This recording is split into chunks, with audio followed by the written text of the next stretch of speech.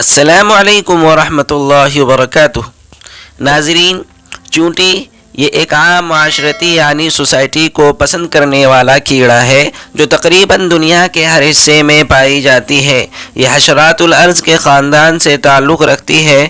سائنسدانوں کا خیال ہے کہ ان کی تقریباً 12,000 قسمیں دنیا میں موجود ہے۔ اس ننھی سی جان میں انسان کے سیکھنے کی کافی کچھ چیزیں موجود ہیں۔ تو چلیے جانتے ہیں کہ وہ کیا کیا حیران کرنے والی چیزیں ہیں۔ نمبر 1، پہلی حیران کرنے والی چیز ان کے اندر نظم و نسق یعنی ڈسپلن کا پایا جانا ہے۔ چونٹی میں آپ نے لمبی لمبی لائنیں دیکھی ہوں گی جو خدا کی اس مخلوق میں پائے جانے والی ڈسپلن کو ثابت کرتی ہے۔ کہیں نہ کہیں انسان نے یہ لائن بنانے کا سلیقہ اسی مخلوق سے حاصل کیا ہوگا۔ دوسری حیران کرنے والی چیز ان کے اندر خیر خواہی یعنی گڈ ول کا پایا جانا ہے۔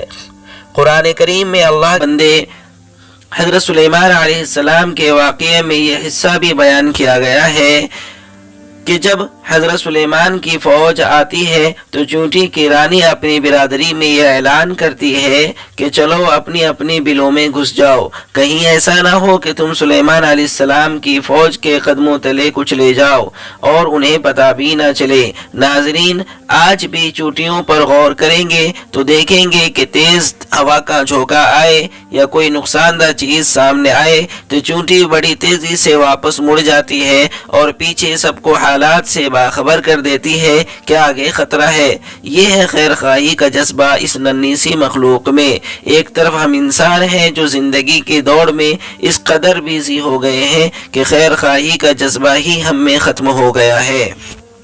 تیسری حیران کرنے والی چیز اس ننھی سی مخلوق میں لیڈر کی اطاعت کا پایا جانا ہے۔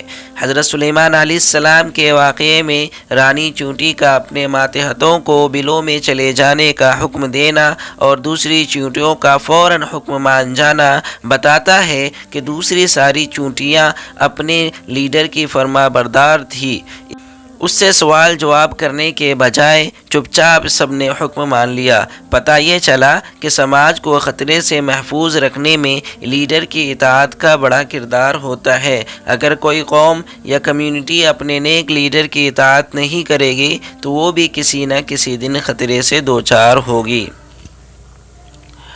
چوتھی حیران کرنے والی چیز ان کے اندر منظم طرز معاشرت یعنی آرگنائز سوسائٹی کا پایا جانا ہے۔